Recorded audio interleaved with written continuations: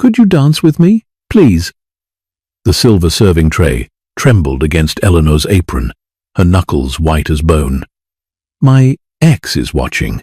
She had approached the darkest corner of the ballroom, desperate enough to ask the imposing, solitary man nursing a neat whiskey. His tailored midnight blue suit seemed to absorb the ambient light, and his eyes cold, calculating, and the color of shattered flint locked onto her. He didn't look like a man who danced. He looked like a man who owned the building, the music, and the air she was rapidly struggling to breathe. He didn't smile. His gaze drifted past her shoulder, assessing the room, before returning to her pale, terrified face. "Put the tray down," Asher commanded, his voice a low, gravelly hum that vibrated in her chest. The Grand Azure Hotel did not cater to ordinary people. For Eleanor, it was simply Tuesday night. As a banquet waitress, she was meant to be invisible. A ghost in a crisp white blouse and a black floor-length skirt floating between the tables to clear away half-eaten quail eggs and crystal champagne flutes. The air in the ballroom was thick with the scent of expensive tuberose perfumes and the sharp tang of distilled spirits. A 12-piece string orchestra played a melancholic, sweeping waltz on the mezzanine, the music cascading down over the swirling gowns and tuxedoed silhouettes below. Eleanor navigated the perimeter, her eyes cast downward, exhausted. Her feet ached, a dull, pulsing rhythm that matched the cello's slow vibrato. She just needed to survive 3 more hours. 3 more hours, and she could return to her damp, quiet apartment, feed her stray cat, and forget the crushing weight of her mounting bills. Then she saw him. Julian? He was standing near the ice sculpture, laughing with a group of older, dangerously sharp-looking men in expensive suits. Julian didn't belong here. He was a grifter, a charismatic parasite who had spent 2 years draining Eleanor's meager savings, gaslighting her, and leaving her drowning in a sea of emotional wreckage and sudden, terrifying debt. He had vanished 3 months ago, changing his number and leaving her with an eviction notice and a bruised soul. Now, here he was, wearing a velvet blazer, a fresh haircut, and the smug, predatory smile she saw in her nightmares. Panic, cold and sharp as cracked glass, seized Eleanor's chest. The silver tray in her hands became impossibly heavy. She froze mid-step near a towering pillar of white hydrangeas. Julian's head turned. He scanned the room, his eyes sweeping over the crowd like a searchlight. He was looking for someone. He was looking for a mark. Then his eyes snagged on her. Eleanor felt the breath knocked out of her lungs. The smug smile on Julian's face twisted into something malicious, something victorious. He whispered a word to the men beside him, set his empty glass on a passing waiter's tray, and began to weave through the crowd directly toward her. He moved with the slow, deliberate pace of a wolf who knew its prey had nowhere to run. Eleanor's mind fractured. She couldn't afford to make a scene. She would be fired instantly. She couldn't run to the kitchens. He would corner her in the service corridors where there were no witnesses. She needed a shield. She needed to look busy, unavailable, or better yet, accompanied. She spun around, her eyes darting wildly. The dance floor was a sea of moving couples. The tables were occupied by groups deep in conversation. But there, in the deeply shadowed alcove reserved for VIPs who wished to remain unseen, sat a solitary figure. He was leaning back in a winged leather armchair, a tumbler of amber liquid held loosely in one large, scarred hand. Even sitting still, he radiated a terrifying, coiled energy. He wasn't mingling. He wasn't smiling. He was simply watching the room with the detached, analytical gaze of an apex predator. Eleanor didn't think. Instinct, raw and desperate, propelled her forward. She marched into the shadows of the alcove, her heart hammering against her ribs like a trapped bird. and delivered her desperate plea. "Could you dance with me? Please. My ex is watching." Asher did not frequent charity galas because he enjoyed the champagne. He was here because the men standing near the ice sculpture were stepping onto his territory. As the undisputed head of the city's largest, quietest, and most lethal syndicate, Asher preferred the shadows. His business was conducted in soundproof rooms and shipping containers, not beneath crystal chandeliers.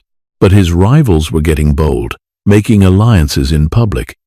And Asher needed to see their faces, read their body language, and understand their confidence. He had been watching the man in the velvet blazer, Julian, a low-level runner, a degenerate gambler who owed half the city money. Asher's lieutenants had flagged Julian as a potential leak, a rat trying to sell information to the highest bidder to cover his debts. Asher had been contemplating the exact method of his permanent silence when the waitress stepped into his line of sight. She was trembling.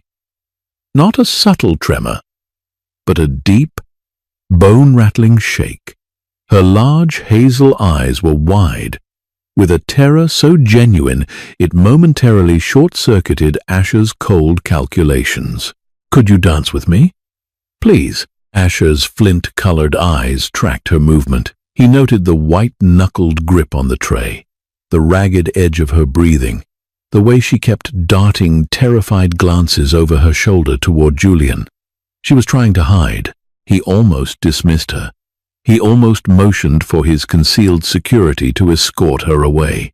But then, as she leaned forward, her uniform blouse shifted slightly, revealing the hollow of her throat. A heavy, vintage silver locket hung there, catching the dim light. It was etched with a specific, intricate crest, a pair of intertwined wolves. The air in Asher's lungs turned to ice. That locket was not a cheap trinket. It was a seal, the personal, bespoke seal of Don Vincenzo, the former head of the family, Asher's late mentor. Vincenzo had died 7 years ago in a brutal ambush, taking his deepest secrets to the grave. Rumors had always whispered of a child he had hidden away from the blood and the violence, a child placed into the world of the ordinary to spare her from the syndicate's curse. Asher had spent years searching for her, bound by a blood oath to protect his mentor's bloodline. And now she was standing in front of him, smelling of lavender, soap, and fear, holding a serving tray. Asher's mind raced through 1,000 strategic permutations in a millisecond. If she was wearing the locket, she didn't know what it meant. But if Julian was hunting her, Julian didn't want her because he was a toxic ex. Julian wanted her because he had figured out who she was, and he was planning to sell the lost heir to Asher's enemies for a massive payout. "Put the tray down," Asher commanded. Eleanor blinked, startled by the raw authority in his voice. She hurriedly set the silver tray on the small mahogany table beside his drink. Asher stood. He was a mountain of a man, dwarfing her completely. He didn't offer his hand politely. He reached out and wrapped his large, warm fingers around her slender wrist, pulling her gently but immovably out of the shadows and onto the edge of the polished mahogany dance floor. The string orchestra shifted into a slow, haunting rendition of a jazz classic. Asher stepped close to her. Too close. His hand slid to the small of her back, his touch branding her through the thin fabric of her uniform. With his other hand, he took hers, holding it firmly against his chest. "Look at me," he murmured. His voice, a low rumble, meant only for her. "If you want him to believe you are with me, you have to look at me, not him." Eleanor tore her eyes away from the approaching figure of Julian and looked up. She was met with a face of striking, brutal aristocracy. Sharp cheekbones, a strong jaw shadowed by dark stubble, and eyes that held the terrifying depth of an ocean trench. He smelled of cedar, rain, and something metallic that she couldn't quite identify. "What is your name?" Asher asked, guiding her into a slow, fluid turn that flawlessly masked her clumsy footing. "Eleanor," she stammered, her heart doing acrobatics. Eleanor. He tested the name, his thumb tracing a microscopic, soothing circle against her knuckles. Smile. Eleanor. You are supposedly enjoying this. She forced the corners of her mouth up, feeling entirely out of her depth. Thank you. I know this is highly inappropriate. I'll probably lose my job. You won't lose your job, Asher stated with a finality that brooked no argument. He seamlessly maneuvered them so his broad shoulders completely shielded her from Julian's line of sight. Why is he looking for you? He's my ex-boyfriend, Eleanor whispered, the shame hot on her cheeks. He's a bad person. He owes people money. I think he wants me to co-sign another loan. Or worse. I finally escaped him months ago. Asher's grip tightened imperceptibly on her waist. She doesn't know, he thought. She thinks this is a domestic dispute. She has no idea she's standing on the edge of a mob war. He will not touch you, Asher said softly. It wasn't a reassurance. It was a vow. The music swelled, a mournful crescendo of violins that seemed to echo the sudden, unbearable tension tightening around Eleanor's chest. For a fleeting moment, lost in the rhythm and the overwhelming presence of the stranger, she forgot the brightly lit ballroom. Asher moved with a terrifying liquid grace, leading her with absolute control. Every shift of his weight, every subtle pressure of his hand on her spine, commanded her obedience without a single spoken word. It was intoxicating. It was terrifying. Then the song ended. The applause rippled through the room, polite and scattered. Asher did not let her go immediately. He held her there for 3 agonizing seconds, his eyes searching her face, cataloging the spray of freckles across her nose, the exhaustion in her eyes, the delicate chain of the silver locket resting against her collarbone. Well, well, well. Look who moved up in the world. The voice shattered the fragile spell. Eleanor flinched, instinctively stepping backward, but Asher's hand remained firmly anchored to the small of her back, a physical anchor holding her steady in the sudden storm. Julian stood just off the edge of the dance floor. His smile was oily, his eyes darting between Eleanor in her waitress uniform and the impeccably dressed giant holding her. Julian's bravado was obvious, but there was a frantic, feverish edge to his movements. He reeked of stale gin and desperation. Julian, Eleanor breathed, her voice barely a whisper. I've been looking everywhere for you, Elle, Julian said, taking a step closer, reaching a hand out as if to grab her arm. We have unfinished business. You owe me. Before Julian's fingers could even brush the fabric of her sleeve, Asher shifted. It was a microscopic movement, barely a pivot of his shoulders, but it placed his massive frame entirely between Julian and Eleanor. The temperature in their immediate radius seemed to plummet by 20 degrees. Asher looked down at Julian. He didn't sneer. He didn't raise his voice. He simply looked at him the way a man might look at a cockroach before stepping on it. You are mistaken, Asher said quietly. The gravel in his voice had hardened into a sharp, jagged edge. She owes you nothing, Julian scoffed, puffing out his chest, though his eyes betrayed a sudden primal flicker of uncertainty. Hey, buddy, this is between me and my girl. Why don't you go back to your expensive scotch and let the adults talk? You're just a John she picked up to make me jealous. Asher's expression remained an unreadable mask of stone. Julian, he said, and the casual use of the man's name made Julian flinch. You are currently floating 60,000 in debt to the Rossi brothers. You missed your payment on Thursday. You are sweating through your velvet jacket because you know they break fingers on Mondays. Today is Tuesday. Julian's face drained of color, turning a sickly, ashen gray.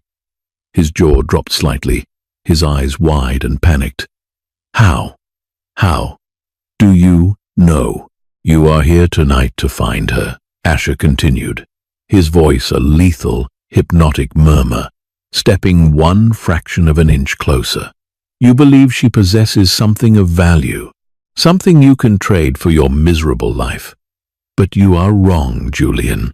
You have walked into a room you do not understand, and you have reached for something that belongs to me. Julian took a rapid step back, nearly tripping over the polished shoes of a passing guest. The oily confidence had entirely evaporated, replaced by raw, unadulterated terror. He looked at Asher's tailored suit, the absolute stillness of his posture, and then, slowly, the horrific realization dawned on him. He didn't know Asher's name, but he recognized the aura of a man who commanded violence, like a maestro commanded an orchestra. I didn't know," Julian stammered, holding his hands up in surrender. "I swear to God, I didn't know she was with you. I'm leaving. I'm gone." "Walk out the front doors," Asher instructed softly. "Do not run. Do not look back. If I see your face in this city again, the Rossis will be the least of your concerns." Julian didn't hesitate. He turned and practically sprinted toward the exit, ignoring the confused glares of the elite guests he bumped into along the way. Eleanor stood frozen, her mind struggling to process the rapid, violent shift in reality. Julian, the man who had terrorized her for 2 years, the man who had broken down her door and screamed in her face until she wept, had just been dismantled with a handful of quietly spoken words. She stared up at Asher, her chest heaving. The gratitude was there, but it was quickly being swallowed by a new, far more profound fear. "Who are you?" she asked, her voice trembling. Asher finally released her waist. He adjusted his cuffs with slow, deliberate precision. "My name is Asher," he said calmly, "and your shift is over. I am taking you home." Eleanor tried to protest. She mumbled excuses about her manager, about her time card, about the protocol of the Grand Azure.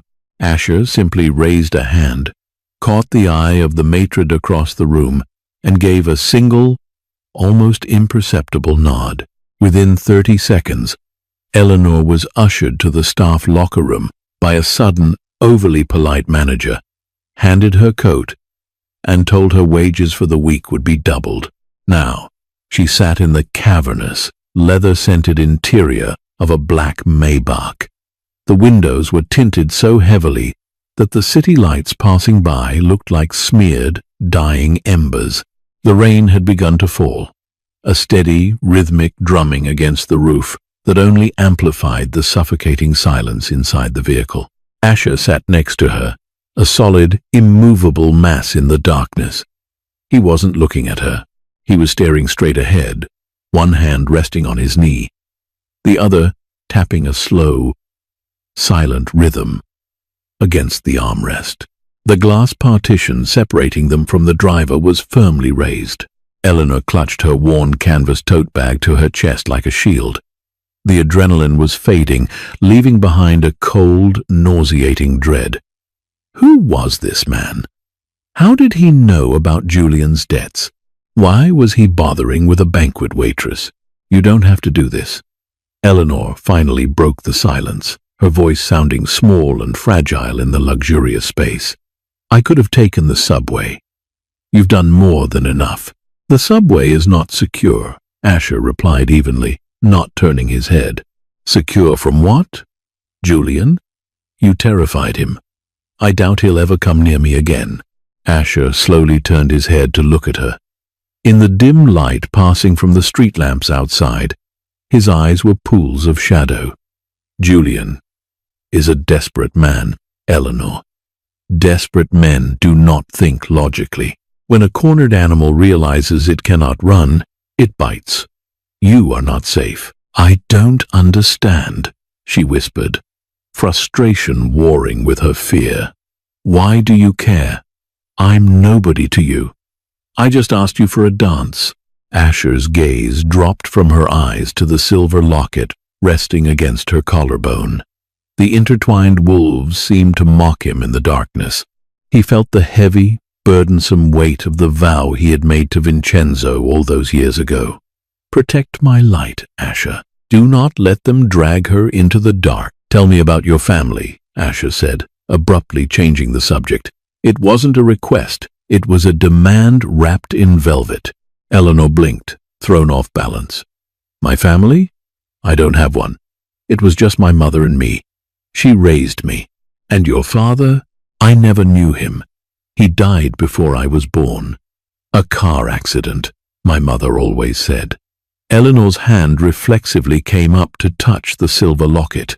This is the only thing I have of his. My mother gave it to me before she passed away 3 years ago. He said he wanted me to have it. Asher's jaw tightened. A car accident. A convenient lie crafted by a desperate woman, trying to shield her daughter from the reality of a bullet-riddled alleyway. Vincenzo had been slaughtered like an animal, betrayed by his own capos. It's a beautiful piece, Asher said softly, his voice losing some of its hard edge. Unique. I think it's a family crest, Eleanor said, looking down at it affectionately. Though my mother never talked about his family. She said they were complicated people. Complicated. Asher almost laughed, a dark, bitter sound that died in his throat. The most lethal crime syndicate on the eastern seaboard was indeed complicated. Where do you live, Eleanor? He asked, pulling out his phone. She gave him the address, a run-down apartment complex on the industrial edge of the city. A place where streetlights were frequently broken and police sirens were the nightly lullaby. Asher typed the address into his phone and sent a brief, encrypted message to his security detail. Secure the perimeter. 2 men on the roof, 2 in the alley. No one enters the building without my authorization. I will have a car pick you up tomorrow morning, Asher said as the Maybach slowed to a halt in front of her grim-looking apartment building. What? No, I work at the bookstore tomorrow. I can take the bus. You will not take the bus, Asher said, turning to face her fully, his expression intense and unyielding. You will wait in your apartment until my driver arrives. He will take you to work, and he will bring you home. Do you understand? You're acting like I'm in some kind of mortal danger, Eleanor snapped, finally finding a shred of her own anger. I appreciate the help tonight, but you can't just run my life. Asher leaned closer. The scent of cedar and danger washed over her. Eleanor, listen to me very carefully. You walked into my shadow tonight to hide, but the shadow is deep, and things live within it that are far worse than Julian. Until I am certain you are clear of this, you will do exactly as I say. Because if you do not, I cannot promise you will survive the week. He reached across her and opened the heavy car door. The cold night air rushed in. Good night, Eleanor. Lock your doors. For 3 days, Eleanor lived in a state of suspended animation, true to his word. Asher's men silent, broad-shouldered men in dark suits who never smiled and never spoke more than 2 words arrived in a discreet black SUV every morning to take her to the small, dusty bookstore where she worked her day shifts, and they drove her home every evening. She didn't see Asher. He had vanished back into the ether, leaving behind this suffocating blanket of security. She felt like a prisoner, yet the memory of his hand on her waist, the absolute, terrifying safety she had felt in his arms, haunted her sleep. She found herself scanning the street corners, looking for the flash of his midnight blue suit, wondering who he really was. A CEO? A government agent? On the 4th day, Eleanor was wiping down the front counter, the repetitive motion doing nothing to soothe her frayed nerves. The bell above the door chimed violently. Eleanor looked up, a polite smile automatically forming, but it died instantly. Julian stood in the doorway. He was drenched, his hair plastered to his skull, his clothes hanging off him like wet rags. But it was his eyes that terrified her. They were bloodshot, manic, twitching with a frantic, animalistic energy. He looked like a man who hadn't slept in days, a man who was running out of time. Julian, Eleanor breathed, stepping back from the counter, her hand instinctively reaching beneath the register for the heavy iron paperweight. "Where is he?" Julian hissed, slamming the door shut and locking the deadbolt with a loud final click. He advanced on her, his shoes squelching on the hardwood floor. "Where is your new boyfriend?" "Elle, is he hiding in the back?" "You need to leave," Eleanor said, her voice shaking violently. She glanced frantically toward the front window. Where were Asher's men? The SUV was parked down the street, obscured by the heavy sheet of rain. "I can't leave," Julian screamed, suddenly lunging forward and slamming both fists onto the counter, making Eleanor jump backward with a sharp cry. "They're going to kill me, Elle, the Rosses. They gave me until midnight. I need 30 grand, or I'm dead. I don't have that kind of money." "You know I don't." "But he does," Julian spat, his eyes wide and unhinged. "That guy from the hotel. He's loaded, and he likes you. You're going to call him. You're going to tell him you're in trouble. And he needs to bring the cash. Or I'm going to hurt you, Elle. I don't want to, but I will. I'm desperate." He reached into his wet jacket and pulled out a switchblade.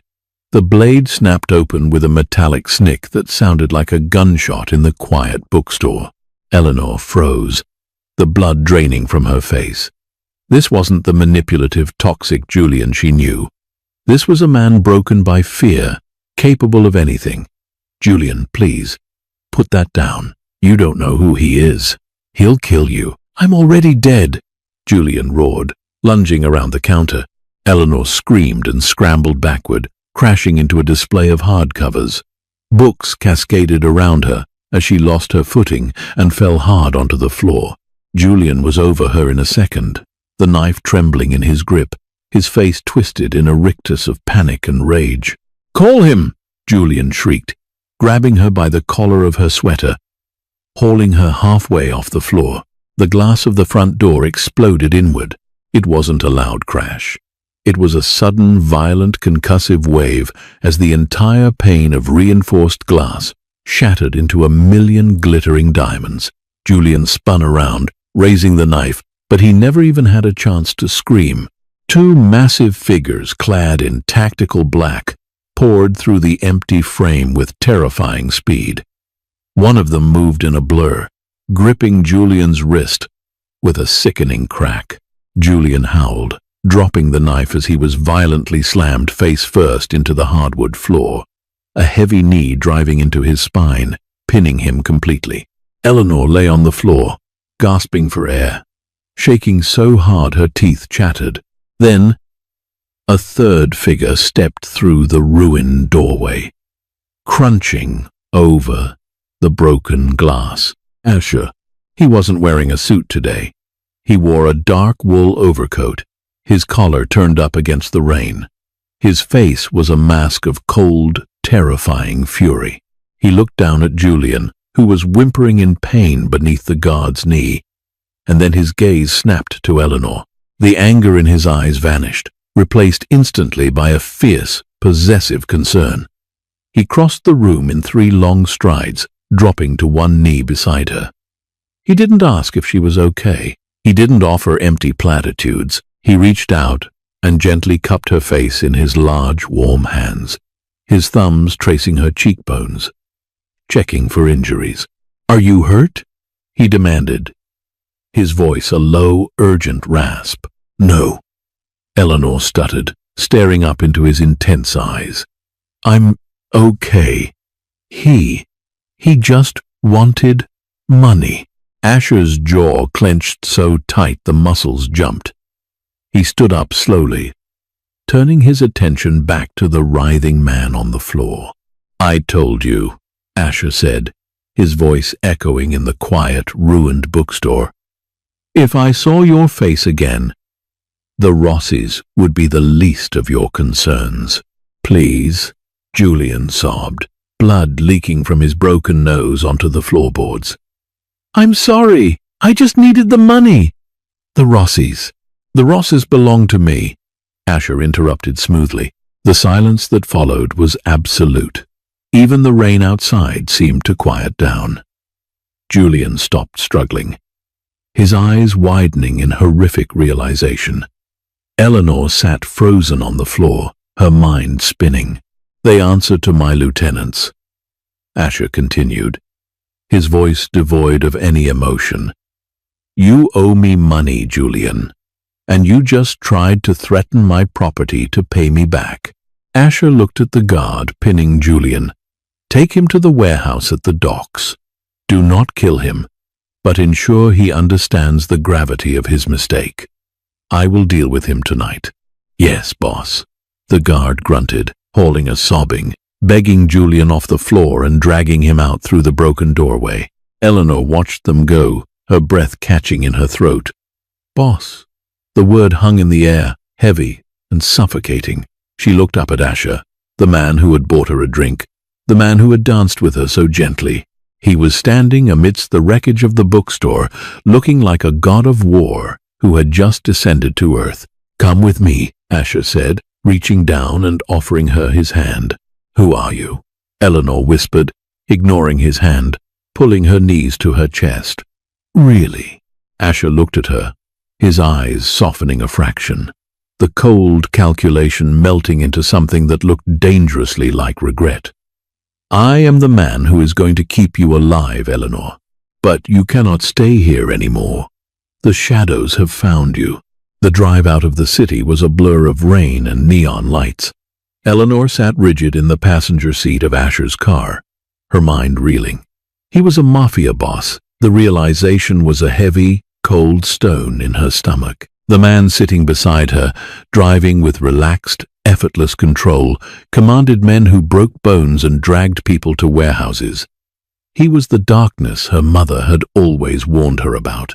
Yet, when she looked at his hands on the steering wheel, she remembered how gently they had held her on the dance floor. She remembered the fierce, uncompromising protection in his eyes when he knelt beside her in the ruined bookstore.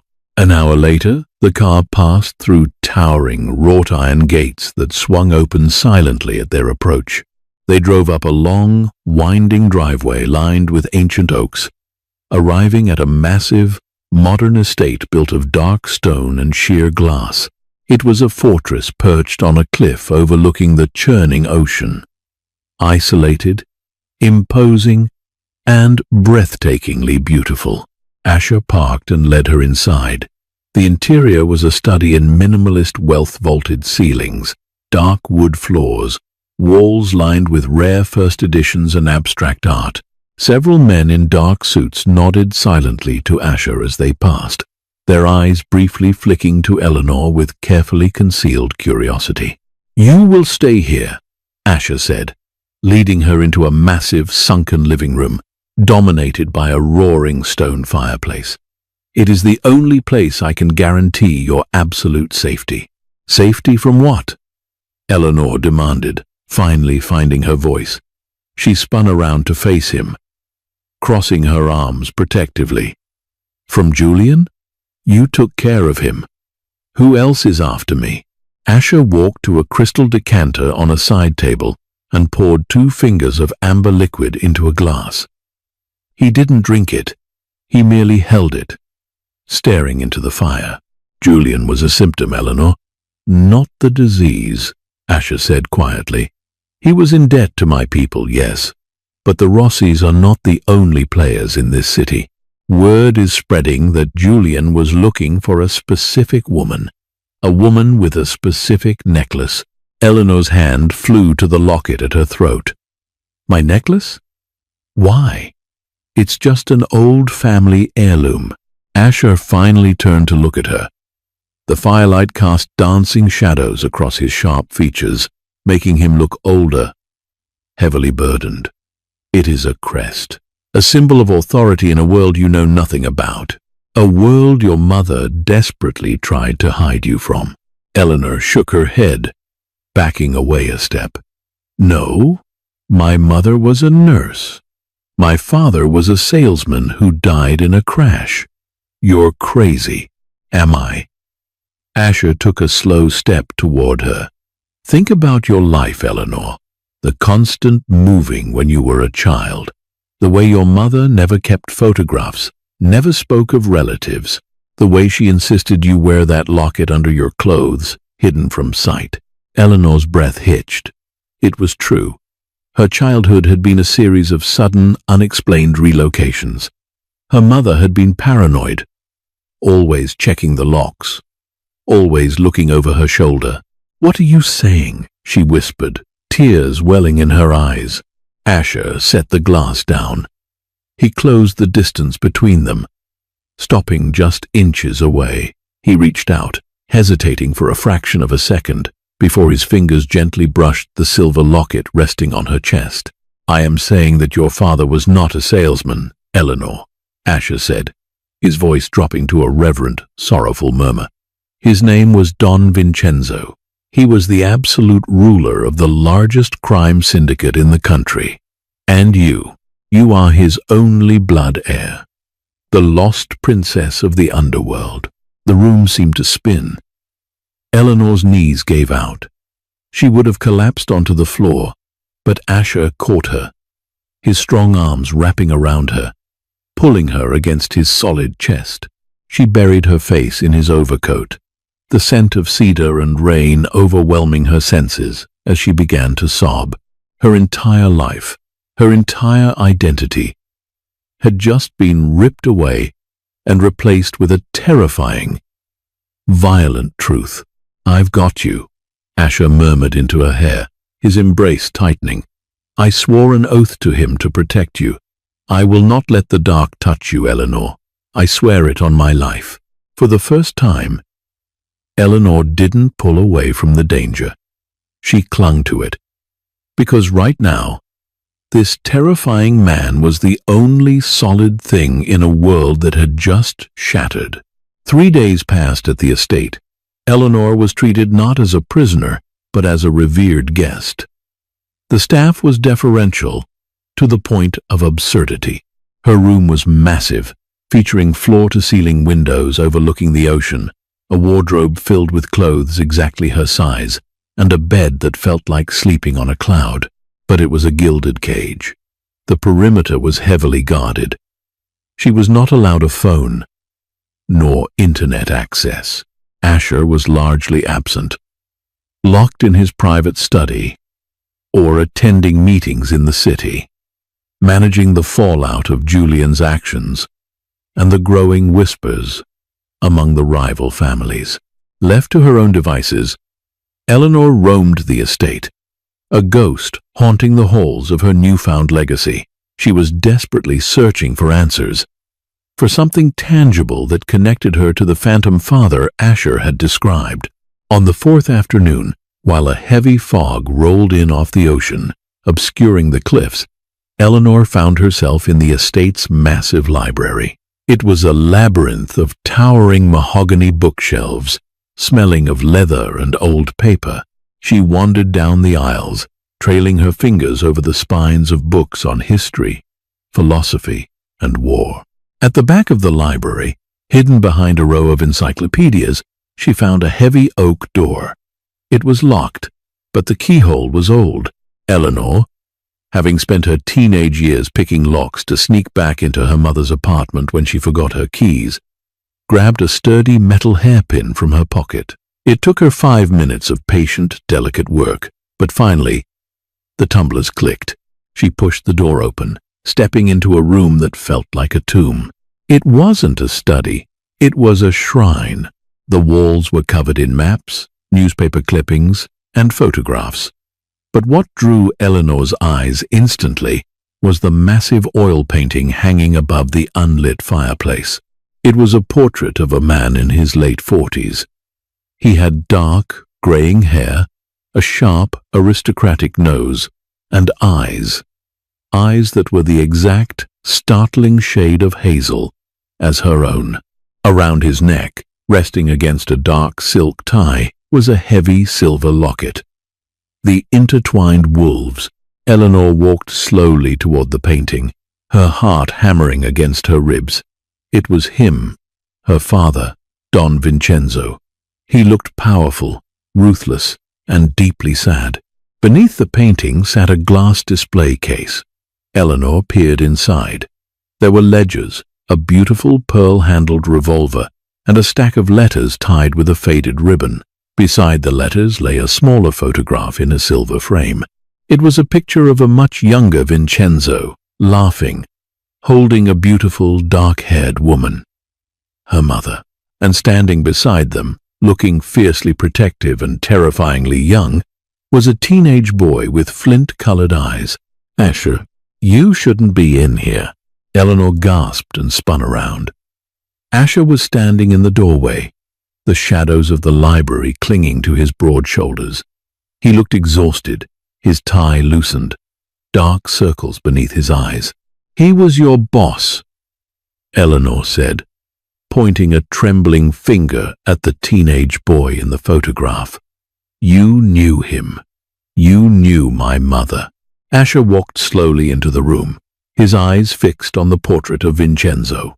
"He took me off the streets when I was 14. I was starving, fighting for scraps in the gutter. He gave me a home. He taught me how to read, how to fight, how to lead. He was more of a father to me than the man whose blood I share." "And you knew about me?" Eleanor asked, her voice tight with betrayal. "All this time?"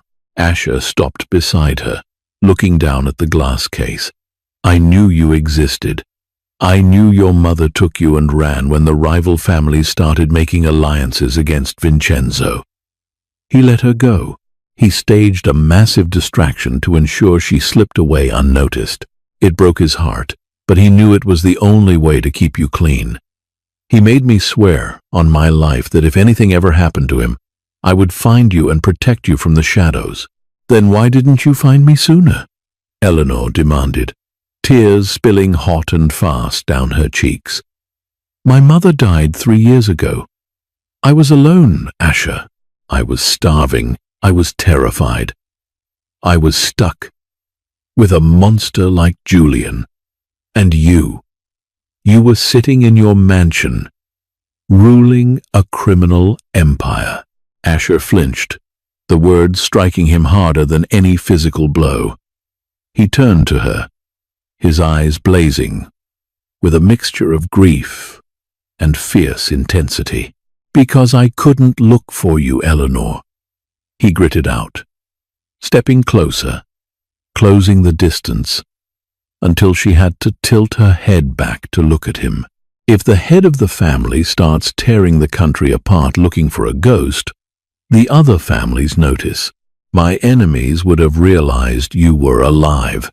They would have hunted you down to use you against me, or to extinguish Vincenzo's bloodline forever. My ignorance was your armor. I had to let you live in poverty so you could live at all." Eleanor stared at him, the anger slowly draining out of her, replaced by a profound, agonizing understanding. He hadn't abandoned her. He had endured the agony of failing his mentor in order to keep her safe. "And then you walked into the hotel," Asher whispered, lifting a hand to gently wipe a tear from her cheek with his thumb. "And I saw the locket, and I realized my enemies had found a thread, and Julian was pulling on it. I had to step out of the shadows. I had to bring you here." Eleanor leaned into his touch, the fight completely gone from her. "What happens now?" "Now," Asher said, his voice dropping to a low, dangerous vow, "I finish the war they started, and I keep you safe." The revelation in the archives fundamentally shifted the dynamic between them. The polite, guarded distance dissolved, replaced by an intense, gravitational pull. Eleanor no longer saw Asher as a terrifying captor. She saw him as the lone guardian standing between her and a world of wolves. And Asher, who had spent a decade burying his emotions beneath a mountain of ruthless pragmatism, found himself dangerously captivated by the fierce, resilient woman Eleanor had become. Late that night, unable to sleep, Eleanor found Asher on the sprawling stone terrace overlooking the sea. He was leaning against the balustrade, a cigarette burning forgotten between his fingers, staring out into the pitch-black abyss.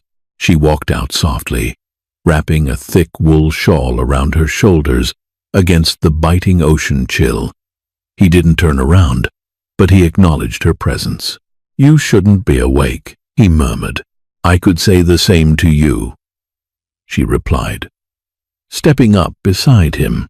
"Sleep is a luxury for men who don't have a target on their backs," he said, taking a slow drag from the cigarette before flicking it into the darkness below. "Who are they?" Eleanor asked quietly. "The people coming for me." "The Moretti cartel," Asher stated, his voice devoid of emotion.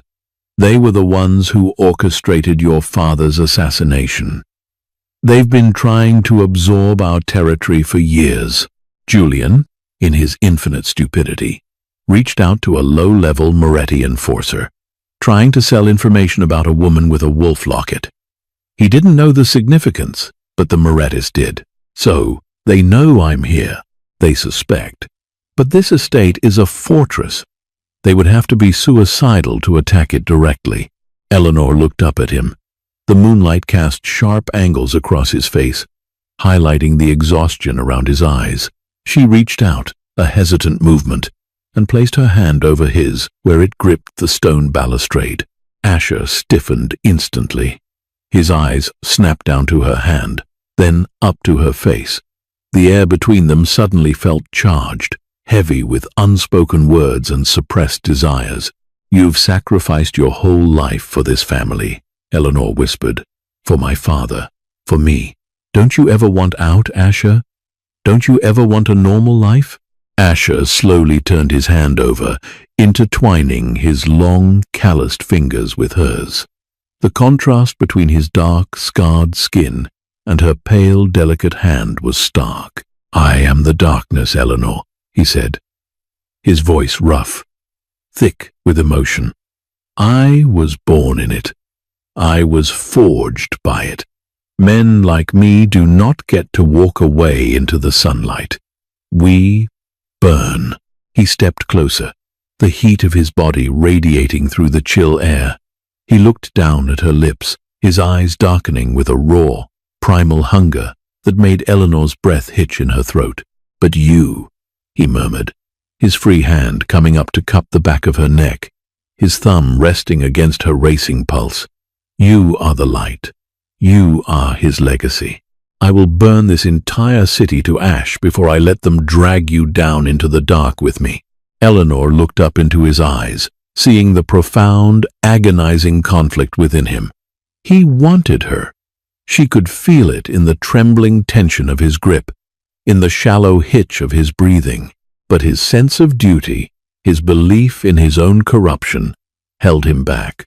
She didn't want to be protected by a martyr. She wanted the man. "Then let's burn it together," Eleanor whispered. Rising slightly on her toes, Asher groaned, a sound torn from the deepest part of his chest. He closed the remaining distance, his mouth crashing down on hers. It wasn't a gentle kiss.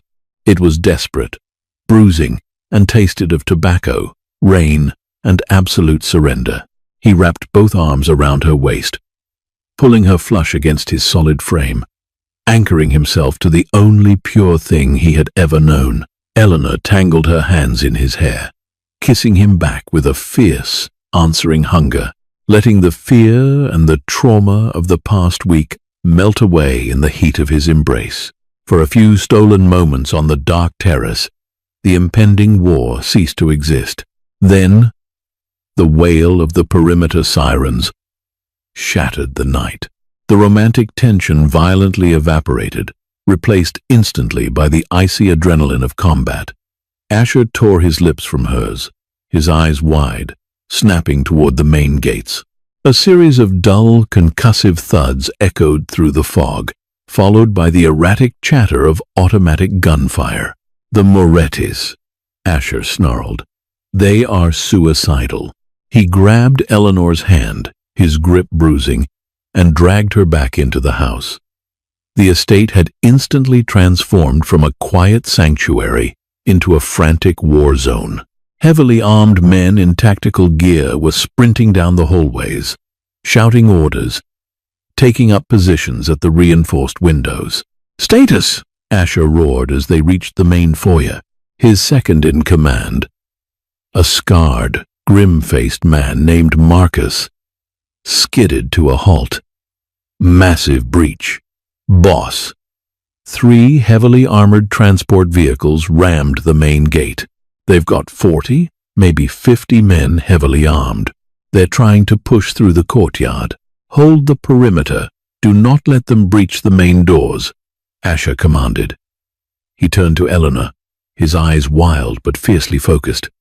"We are going to the safe room." Now, he didn't wait for her to respond.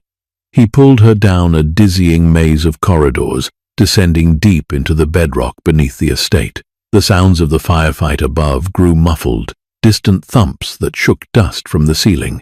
They reached a massive, solid steel vault door at the end of a dead-end hallway. Asher punched a rapid code into a keypad, pressed his thumb against a biometric scanner, and the heavy door hissed open. He shoved Eleanor inside. The safe room was a sterile, brightly lit concrete bunker, stocked with monitors, weapons, and medical supplies. "Stay here. Lock the door behind me," Asher ordered, turning back toward the hallway. "No." Eleanor grabbed his arm, terror clawing at her throat. "You can't leave me here. They'll kill you." Asher stopped, turning back to face her. He reached out and grabbed her shoulders, shaking her slightly to break her panic. "Listen to me, Eleanor. They are here for you. If they breach the house, they will tear it apart, brick by brick. I have to lead the defense. I have to break their assault before they get a foothold." He pulled a heavy, matte black handgun from his shoulder holster and pressed it into her trembling hands. "The door is impenetrable from the outside, but if, by some miracle, they get through, you do not hesitate. You aim for the center of mass, and you pull the trigger. Do you understand?" Eleanor stared down at the cold, heavy metal in her hands. She was a waitress. She poured coffee and cleared tables. But as she looked at the gun, she felt a strange, cold calm wash over her. The blood of Don Vincenzo was in her veins. She was not a victim anymore. She looked up at Asher, her jaw setting in a firm line. "I understand." "Come back to me, Asher." "I always do," he promised, his eyes burning into hers one last time. He stepped out of the bunker. The heavy steel door slammed shut, the locking mechanisms engaging with a final heavy clank. Eleanor was alone. She walked to the bank of security monitors on the wall. The screens displayed the chaotic, bloody battle raging in the courtyard above.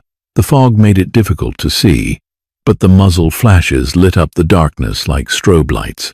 She saw Asher, moving with terrifying speed and lethal precision, directing his men, holding the line against the overwhelming numbers. For 20 agonizing minutes, the battle raged. Eleanor paced the bunker, her hands gripping the gun so tightly, her knuckles ached. She watched men fall on the screens, her heart pounding a frantic rhythm against her ribs. Then, a sudden, massive explosion rocked the foundation of the house. The monitors flickered and died, plunging the bunker into a terrifying, silent darkness. Save for the red glow of the emergency backup lights, they had breached the house. Eleanor backed away from the dead monitors, raising the heavy handgun, aiming it directly at the steel door. She held her breath, listening to the muffled sounds of boots pounding on the floorboards far above. Time stretched into infinity. Every creak of the house settling sounded like a footstep in the hallway outside. Then she heard it. Heavy, dragging footsteps approaching the safe room door. A wet, coughing sound. Eleanor tightened her grip on the trigger, her heart threatening to explode from her chest. Someone punched the code into the keypad outside. The biometric scanner beeped in recognition. The heavy steel door hissed, the locking mechanisms disengaging slowly. Eleanor planted her feet, raising the gun, her hands trembling violently. The door swung open. Asher stood in the doorway. He looked like a man who had walked through hell. His overcoat was torn and soaked with blood, some his own, mostly others. His face was bruised, smeared with soot and dirt, and he was leaning heavily against the doorframe, breathing in ragged, shallow gasps. Eleanor dropped the gun. It clattered against the concrete floor.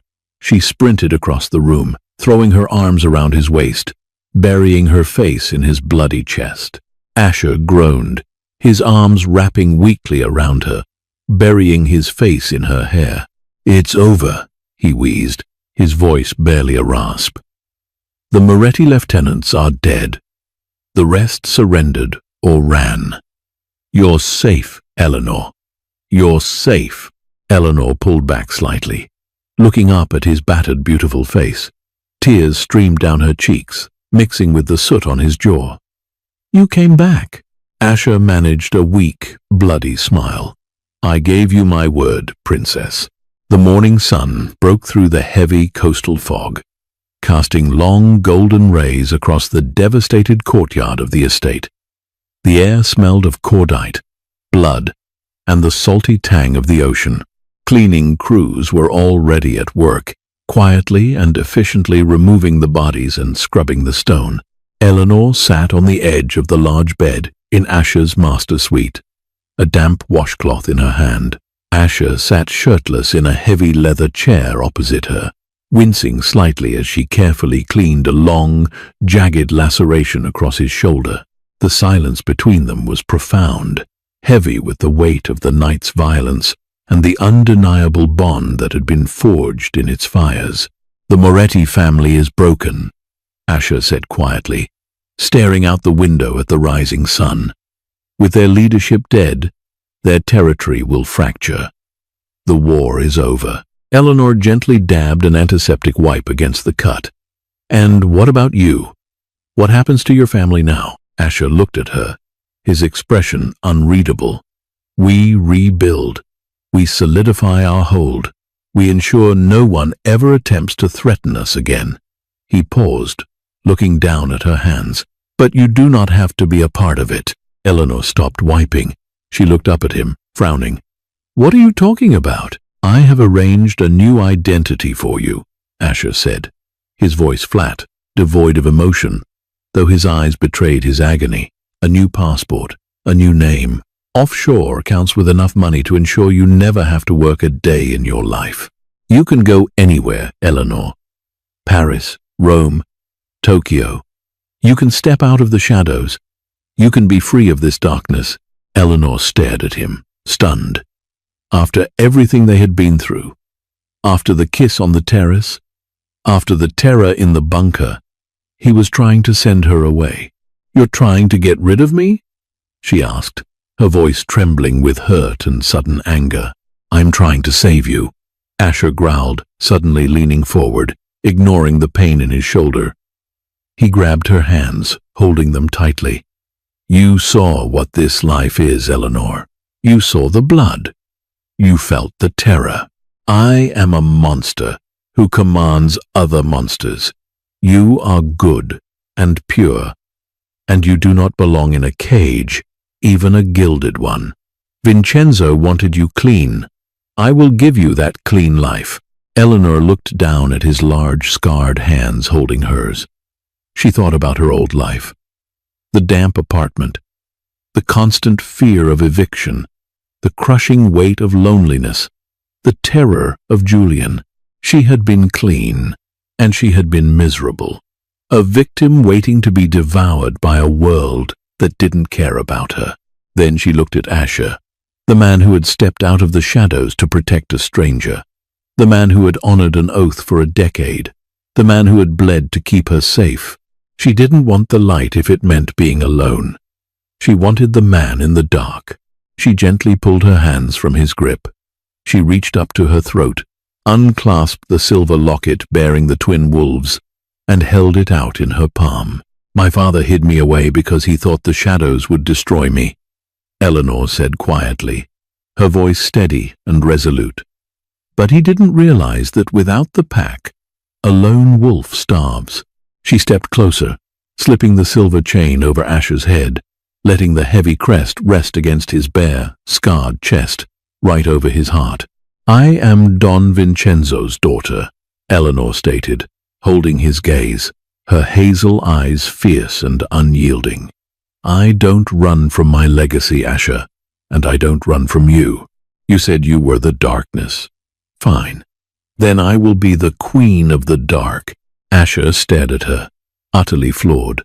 The fierce, indomitable spirit of his late mentor blazed in her eyes, mixed with a deep, unwavering love that shattered the last remaining walls around his heart. He let out a shaky breath, reaching up to cup her face, his thumbs tracing her cheekbones. The burden he had carried for a decade suddenly felt infinitely lighter. "You are absolutely terrifying," Asher murmured, a genuine, rare smile breaking across his battered face. "I learned from the best," Eleanor whispered, leaning down to capture his lips. Outside, the sun fully crested the horizon, washing the shattered estate in brilliant, golden light. The war was over. The ghost of the past had finally stepped into her power, and the solitary king of the underworld was no longer ruling alone. They were broken, they were dangerous, but as they held each other amidst the ruins, they were finally, irrevocably whole.